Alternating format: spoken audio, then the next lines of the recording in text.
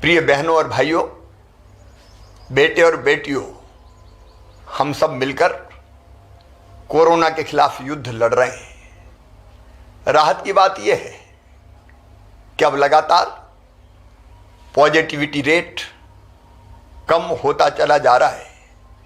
22 अप्रैल को positivity rate जहाँ 24.29% था, ये घटते घटते आज 25 अप्रैल को 23.01% हो गया। एक और राहत की बात है कि अब जहाँ संक्रमित होने वाले भाई और बहनों की संख्या लगभग स्थिर है, 13,000 के आसपास बनी हुई है, वहीं स्वस्थ होकर घर जाने वाले भाई और बहनों की संख्या तेजी से बढ़ी है। 19 अप्रैल को ये संख्या 6,836 थी, 25 अप्रैल को बढ़ के 11,324 हो गई। लगातार स्वस्थ होने वालों की संख्या बढ़ रही है, रिकवरी रेट हमारा बढ़ता चला जा रहा है, लेकिन अभी लंबी लड़ाई बाकी है। और याद रखिए, ये जो रिकवरी रेट बढ़ी और पॉजिटिविटी रेट कम हुआ, इसका सबसे बड़ा कारण है आपका सहयोग। कोरोना कर्फ्यू, कोरोना से लड़ाई घर के बाहर निकल के नहीं जीती जा सकती। कोरोना से लड़ाई हम घर पर रहकर ही जीत सकते हैं। हम घर पर रहे, इसलिए संक्रमण की दर अब घटती और है। आप सबसे मैं निवेदन करना चाहता हूँ, ये सहयोग लगातार आवश्यक है। धैर्य और संयम से हमको इस लड़ाई को लड़ते रहना है। मेरी प्रार्थना है कि हमारे गांव में अगर किसी मोहल्ले में कुछ घरों में संक्रमण है तो एक माइक्रो कंटेनमेंट एरिया बना दीजिए। उस इलाके को अलग करके वहाँ रहने वाले भाई बहनों की आवश्यकता हम घरों में पूरी कर देंगे, लेकिन वो वहाँ से बाहर ना निकले, ताकि संक्रमण को फैलने से हम रोक सकें। अगर हमारे शहर में, किसी कॉलोनी में, किसी मोहल्ले में संक्रमित भाइयों और बहनों की संख्या ज़्यादा है, तो वहाँ माइक्रो कंटेनमेंट एरिया बना के, मतलब उतने इलाके को कंटेन करके हम संक्रमण को बाहर फैलने से रोक दें। ये सहयोग अत्यंत आवश्यक है और इसलिए अब माइक्रो कंटेनमेंट एरिया बनाने की नीति भी इस लड़ाई में हमने सम्मिलित की है। मेरे प्रिय बहनों और भाइयों, जब हमारा कोई परिजन संक्रमित होता है तो मन में तकलीफ और व्यथा होना बहुत स्वाभाविक है, लेकिन कई बार ये देखा गया है कि बड़ी संख्या में पॉजिटिव पेशेंट के साथ परिजन अस्पताल आते हैं।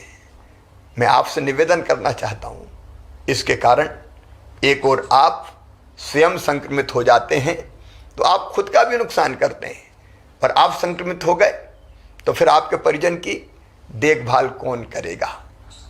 और इसलिए मैं निवेदन करना चाहता हूँ कि किसी का आना परिजन के साथ आवश्यक है तो कोरोना गाइडलाइन का पालन करते हुए आए। ज़्यादा संख्या में लोग बिल्कुल ना आए, और अस्पताल में तो संक्रमित को भर्ती करवाने के बाद वार्ड में कतई ना जाएं, बिल्कुल ना जाएं। आप अगर कोरोना पॉजिटिव पेशेंट्स के वार्ड में अंदर जाएंगे तो आप स्वयं संक्रमित हो जाएंगे। इससे संकट और बढ़ेगा और गहराएगा। इस समय हमको संक्रमण बढ़ाने में योगदान नहीं करना, संक्रमण रोकने में योगदान करना है। हर संभव प्रयास हम कर रहे हैं व्यवस्थाएं बनाने का। कई बार जब बड़ी संख्या में संक्रमित भाई बहन आते हैं तो व्यवस्थाएं छोटी पड़ने लगती है, तकलीफें स्वाभाविक है, मेरा मन भी बहुत व्यथित होता है, लेकिन इसके बावजूद हम पूरी ताकत से व्यवस्था बनाने में लगे हुए हैं। ऑक्सीजन की आपूर्ति लगातार बनी रहे, बढ़ती रहे, इसका हर संभव प्रयास जारी है।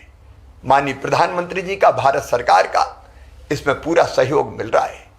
अब तो वायुसेना के विमानों से खाली टैंकरों को गंतव्य तक भेजा जा रहा है, जामनगर हो या दूसरे स्थान हो, ताकि वहाँ पहुँच जाए, जल्दी समय बचे और वहाँ से भर के फिर बाय रोड आ जाए।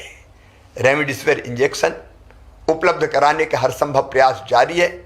ऑक्सीजन रेल से भी आए, इसकी व्यवस्था भी हमने की है।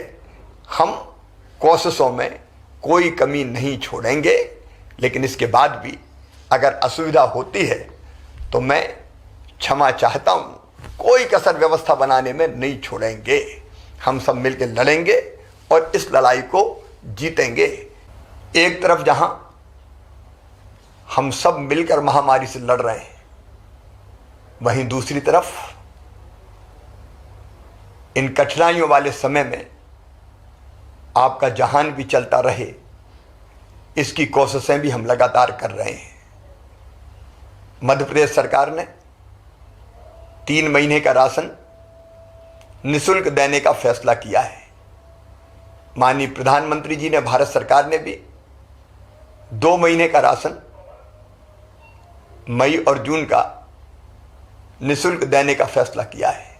निःशुल्क राशन के साथ साथ हमारे जो स्ट्रीट वेंडर है, क्या वो शहरी हो, फुटपाथ पर सामान बेचने वाले, छोटा मोटा कारोबार करने वाले, या ग्रामीण क्षेत्र के हों, उनके खाते में भी 1000 रुपया डालने का हमने फैसला किया है। जल्दी ही किसानों के खाते में मुख्यमंत्री किसान कल्याण योजना की निधि की एक किस्त भी डाली जाएगी। जनता को राहत देने के हर संभव उपाय हम लगातार करते रहेंगे। लेकिन एक बात और ध्यान रखिएगा, इस लड़ाई में अगर हमारे सेनापति कोई हैं तो वो सेनापति है डॉक्टर्स, पैरामेडिकल स्टाफ, हमारी नर्स बहनें, हमारे वार्ड बॉय। ये अपनी जान हथेली पे रख के, अपनी जान जोखिम में डाल के ये इस लड़ाई को लड़ रहे हैं। इनका सम्मान कीजिए, इनका मनोबल बढ़ाइए, इनकी हिम्मत बढ़ाइए, इनका हौसला बढ़ाइए, ताकि दुगने उत्साह से ये आपकी सेवा में लगे, संक्रमितों को स्वस्थ कर सकें। इनके साथ अशोभनीय व्यवहार कतई नहीं होना चाहिए। आइए मेरे बहनों और भाइयों, मिलके हम इस लड़ाई को लड़ें। मेरा विश्वास है कि जो रणनीति हमने बनाई है उस पर अगर हम ठीक ढंग से चलते रहे तो निश्चित तौर पर कोरोना हारेगा, हम जीतेंगे। बहुत बहुत धन्यवाद।